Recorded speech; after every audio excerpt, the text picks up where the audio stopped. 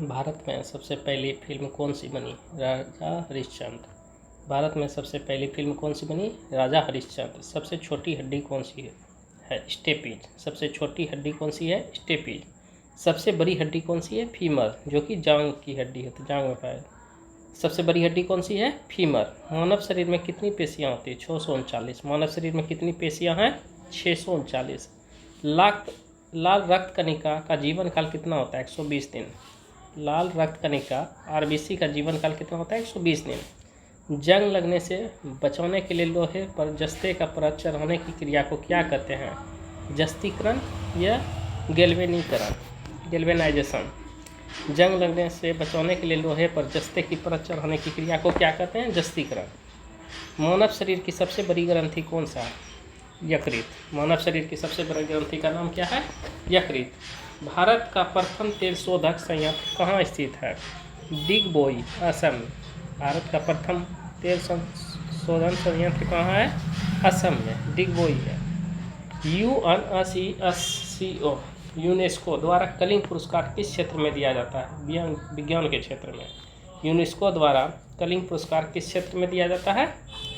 विज्ञान के क्षेत्र में। हैदराबाद में चार मीनार का निर्माण किसने कराया था? कुली कुतुब शाह।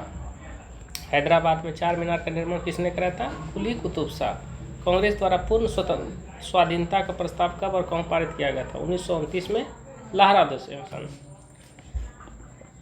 कांग्रेस द्वारा पूर्ण स्वाधीनता का प्रस्ताव कब और कहाँ पारित किया गया था? 1929 में, लाहौर अधिवेशन में। श्वेत क्रांति का संबंध किससे है? दूध से। श्वेत क्रांति का संबंध किससे है? दूध से। भारत का सबसे पुराना चालू रेल इंजन कौन सा है? Fairy queen. Fairy queen.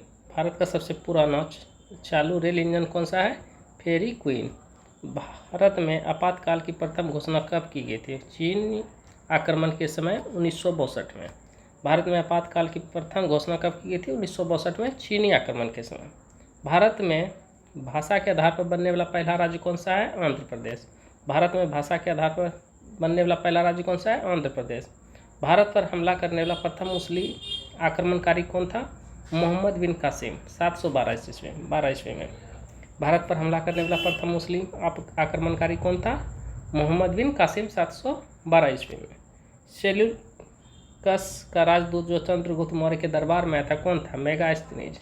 Seleucus का राजदूत जो चंद्रगुप्त मौर्य के दरबार में आया था कौन था? मेगास्थनीज। श्रीलंका का पुराना नाम क्या है? सीलोन। श्रीलंका का पुराना नाम क्या है? सीलोन। विटामिन की खोज किसने की थी? फंक ने। विटामिन की खोज किसने की थी? फंक ने।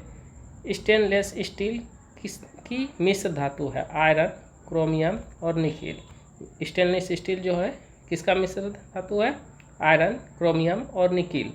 कांसा किसकी मिश्र धातु है? कॉपर और टीन। कांसा जो बना होता है किससे बना होता है? कॉपर और टीन से।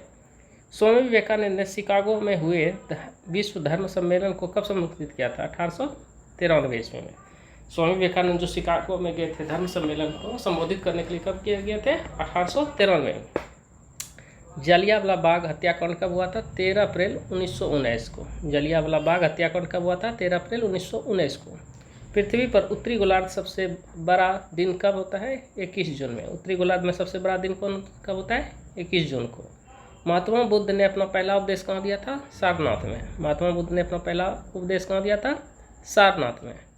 साइमन कमीशन के बहिष्कार के दौरान लाठी चार्ज से किस नेता की मृत्यु हुई? लाला लाजपत राय की। साइमन कमीशन के बहिष्कार के दौरान लाठी चार्ज से किस नेता की मृत्यु हो गई थी? लाला लाजपत राय की। भारत में निर्मित प्रथम कंप्यूटर का नाम क्या था? सिद्धार्थ। भारत में निर्मित प्रथम कंप्यूटर का नाम क्या था? सिद्धार्थ। गायत्री मंत्र का उल्लेख किस ग्रंथ में है? ऋग्वेद में। गायत्री मंत्र का उल्लेख किस ग्रंथ में है? ऋग्वेद में।